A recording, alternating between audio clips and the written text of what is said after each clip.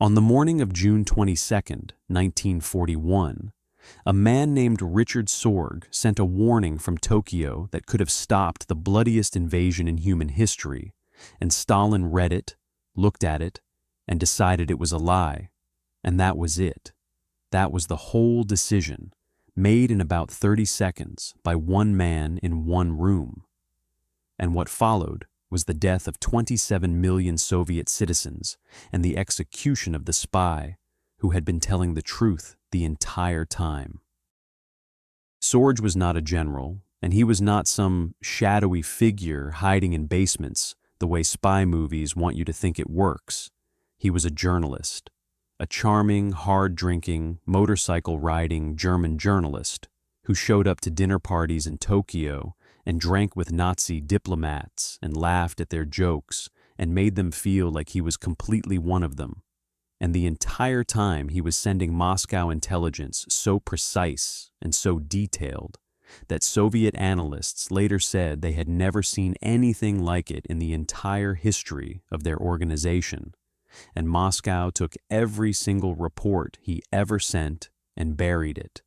And that is the story we are going to tell today, because it is not really a spy story. It is a story about what happens when one man's ego becomes more important than the lives of tens of millions of people. To understand who Sorge actually was, you need to go back to 1895, when he was born in Baku, which was part of the Russian Empire at the time, to a German father and a Russian mother. And that detail matters more than it might seem, because it meant he grew up genuinely split between two worlds, fluent in both languages, comfortable in both cultures, belonging completely to neither. And when the First World War broke out, he enlisted in the German army at 19 years old and got wounded 3 times and watched an entire generation of young men get fed into a machine that chewed them up for reasons that had nothing to do with anything they actually believed in. And that experience turned him into a committed communist, not as a performance and not as a cover, but as a genuine conviction that capitalism was the system that had produced the slaughter he had just survived. And he carried that conviction for the rest of his life, even when the Soviet Union gave him every possible reason to abandon it, which it absolutely did. He joined the Communist Party of Germany in 1919 and spent a few years doing low-level party work, and at some point, Soviet military intelligence, the GRU, noticed him and recruited him. And what they noticed was not some set of technical skills, but something far harder to find and far more valuable, which was the ability to walk into any room and make every single person in that room believe completely that he was exactly who he said he was. And that is a talent you either have or you do not have. And Sorge had it in a way that the GRU had genuinely never seen before. So they sent him to China in 1930, and he performed well enough that they decided to give him something much bigger. And in 1933, they sent him to Tokyo with a simple instruction: find out what Japan is planning and who Japan is planning it against. And that question mattered enormously to Moscow, because the answer to it was the difference between the Soviet Union surviving the coming war and the Soviet Union being destroyed by it. The reason Tokyo was so important in 1933 is that Japan had just spent the previous decade building itself into the most aggressive and unpredictable military power in Asia. And the Soviet Union shared a very long border with Japanese-controlled territory, and the two countries had already fought a series of bloody border conflicts that had left Soviet military planners genuinely uncertain about whether Japan was eventually going to launch a full invasion of Siberia. And if Japan did that while Germany attacked from the west, then Stalin would face a two-front war simultaneously, which was the scenario that Soviet strategists considered the most catastrophic thing that could possibly happen. And they were correct, because it almost certainly would have ended the Soviet Union entirely. So, finding out which direction Japan was actually going to go was not just important, it was arguably the single most important intelligence question the Soviet Union had, and they handed it to Sorge and told him to get the answer. What Sorge did next in Tokyo was either the most audacious intelligence operation of the 20th century or a spectacular act of insanity, depending on how you look at it, because he walked straight into the German embassy and introduced himself as a journalist with excellent connections in Berlin, which was completely true, and he presented letters of introduction from real and senior figures in the German press establishment. And within months, he had become one of the most trusted and well-connected foreigners in the entire city, having dinner regularly with the German ambassador and then becoming so close to his replacement, a man named Eugen Ott, that Ott eventually made him an unofficial advisor to the embassy, which meant that Sorge had direct access to classified German diplomatic cables, German military assessments, and the private conversations of senior Nazi officials in one of the most strategically important cities on Earth. And he was sending every single word of it back to Moscow, and Moscow was doing almost nothing with it. The network Sorge built around himself in Tokyo deserves to be described because the people in it were remarkable, and history has not been particularly kind to them. And the most important of them was a man named Hatsumi Ozaki, a Japanese journalist and government advisor who had genuine access to the inner circles of Japanese policymaking, who knew what the Japanese cabinet was actually discussing behind closed doors, and who passed that information to Sorge at enormous personal risk because he believed, as Sorge did, that Japan's military leadership was driving the country toward a catastrophe that could still be prevented if the right information reached the right people at the right time. And alongside Ozaki, there was Yotoku Miyagi, a Japanese-American artist who worked as a talent scout, finding additional sources within Japan, and Max Clausen, a German radio operator who encoded and transmitted the messages back to Moscow. A man who by the late 1930s had serious private doubts about the whole enterprise, but who kept doing his job anyway because he had no idea how to stop. By 1940, Sorge's network was producing intelligence that Moscow simply had no other comparable source for. He was reporting on Japanese cabinet discussions and on the specific internal debate that was consuming the Japanese military at that moment, which was the question of whether Japan should expand north into Soviet territory or south into Southeast Asia and the Pacific. And that debate was the most important thing happening inside the Japanese government, because the answer to it was the answer to the question Moscow had sent Sorge to Tokyo to find out in the first place. And Sorge was tracking it in real time, watching it unfold, feeding Moscow updates as the internal balance shifted one way and then the other. And Moscow was receiving these reports and filing them and writing cautious, skeptical notes in the margins and not actually doing anything with them. And then the spring of 1941 arrived, and everything Sorge had been building toward suddenly became urgent in a way that made the previous 8 years look like preparation. In the spring of 1941, Sorge's contacts inside the German embassy in Tokyo began telling him something that was so significant he had trouble writing it down calmly. They were telling him that Germany was going to invade the Soviet Union, not eventually, not theoretically, but soon, with a specific date and a specific plan and a specific scale that dwarfed anything that had come before it. And Sorge sent this to Moscow immediately and with as much detail as he had. And Moscow received it and added it to the pile of similar warnings they were receiving from multiple other sources simultaneously. Because by the spring of 1941, the British were telling Stalin, His own military intelligence was telling Stalin.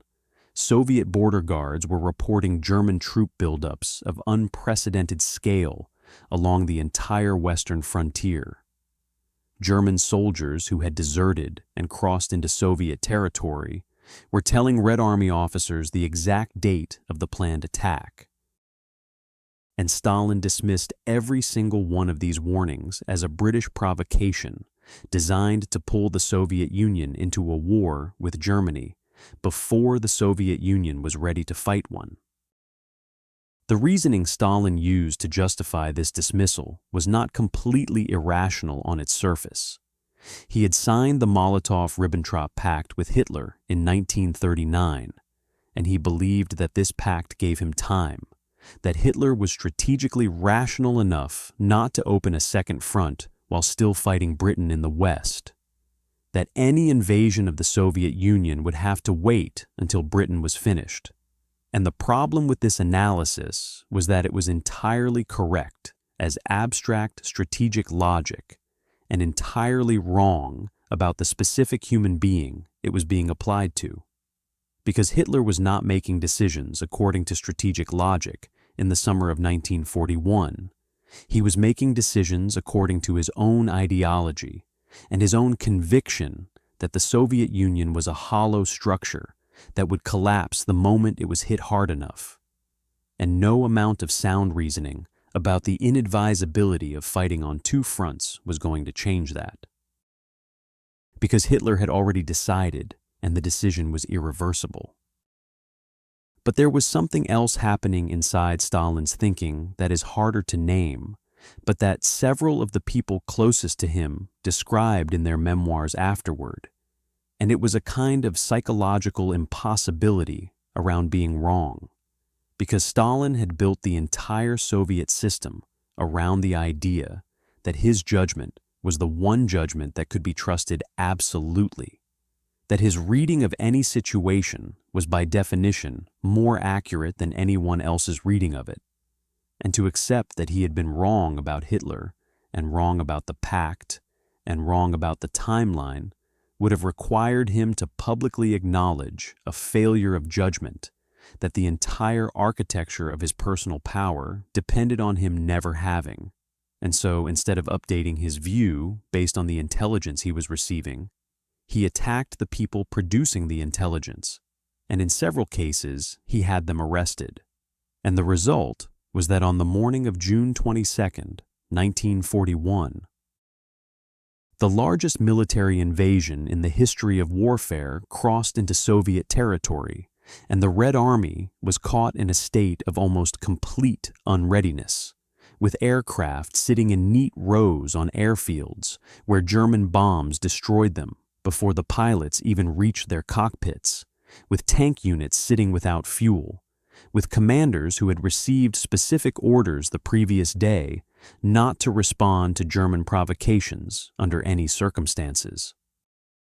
Sorge kept transmitting through all of this, and in the weeks immediately following the invasion, he sent Moscow what historians have since described as the single most consequential piece of intelligence produced by any spy during the entire Second World War. He reported that Japan had resolved its internal debate and had chosen to expand south rather than north, that the Japanese military had committed to Southeast Asia and the Pacific rather than Siberia, and that there would be no Japanese attack on the Soviet Union's eastern border for the foreseeable future, which meant that Stalin could safely pull the Far Eastern armies away from the Siberian border and move them westward by train to fight the Germans, and that is exactly what happened.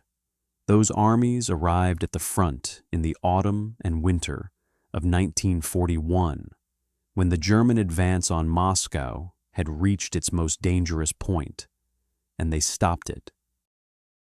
And military historians have spent decades arguing that without those reinforcements, Moscow falls.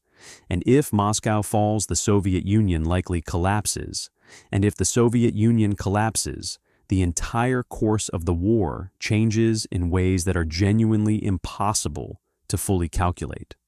So, Sorge's intelligence did matter enormously, It just couldn't prevent the first catastrophe because Stalin refused to believe it until the bombs were already falling, and it only helped save Moscow, because by that point, Stalin had run out of options and had to act on the information whether he trusted the source or not, which is a specific kind of vindication that does not feel much like victory. And Sorge never got to know about any of it, because on October 18th, 1941, while the battle for Moscow was reaching its most desperate hours, the Japanese police arrested him. The way he was caught is almost unbearably ironic, because it was not the Germans who found him, and it was not a failure of his own tradecraft that gave him away. It was a completely separate Japanese counterintelligence investigation into a different communist cell in Tokyo that had no connection to Sorge's network. And one of the people swept up in that investigation had a peripheral connection to Yotoku Miyagi, and the Japanese police followed that thread until it led them to Miyagi. And Miyagi, under interrogation, eventually gave them enough to find Ozaki, and Ozaki gave them Sorge, and the whole network that Sorge had spent 8 years building and protecting collapsed in a matter of days. And when the Japanese police showed up at his door, Sorge apparently understood immediately that it was over. What happened next is one of the strangest and most revealing episodes of the entire story, because the Soviet Union had the ability to save him and chose not to. Japan offered to exchange Sorge for Japanese prisoners held by the Soviets. It was a straightforward prisoner exchange of the kind that happened regularly during the war, and Moscow's response was to deny that Sorge had ever worked for Soviet intelligence. They claimed they had no idea who he was. They said he was not their agent, and they could not negotiate for his release. And the reason for this response was almost certainly that acknowledging Sorge would have required acknowledging that his warnings had been received and ignored, and that was a truth that Stalin was not willing to have on the record under any circumstances. So Sorge sat in a Japanese prison for 3 years, while the war he had tried to prevent played out without him. He was hanged on November 7th, 1944, which happened to be the anniversary of the Bolshevik Revolution, which was either a coincidence or a deliberate choice by the Japanese authorities, depending on which account you read. And he reportedly went to his death without making a statement and without showing any visible fear, which fits everything we know about who he was. And the Soviet Union said nothing, acknowledged nothing, and continued to officially deny his existence for another 20 years, until Khrushchev finally declared him a hero of the Soviet Union in 1964, 2 decades after his death, at which point the acknowledgement was safe because Stalin was dead and the war was won, and no one who mattered politically was still alive to be held responsible for what had been done to him. The thing that stays with you when you go through Sorge's story carefully is not the betrayal, although the betrayal was complete and deliberate and inexcusable, and it is not even the scale of what was lost when his warnings were ignored, although that scale is almost too large to hold in your head at once. It is the fact that Sorge knew the warnings were being ignored and kept sending them anyway, kept refining them, kept adding more detail, kept trying to find some arrangement of words that would finally break through to the man who had decided not to listen, and he never stopped believing that the truth was worth transmitting, even when every piece of evidence available to him suggested that the truth was the last thing anyone in Moscow wanted to hear. And in the end, the Soviet Union that he had devoted his life to serving killed him by pretending he had never existed. And the war that he had spent 8 years trying to prevent killed 27 million of the people he had been trying to protect. And somewhere in that gap between what Sorge tried to do and what actually happened is everything you need to know about what it means to work for a system that considers the truth to be a problem, to be managed rather than a fact to be faced.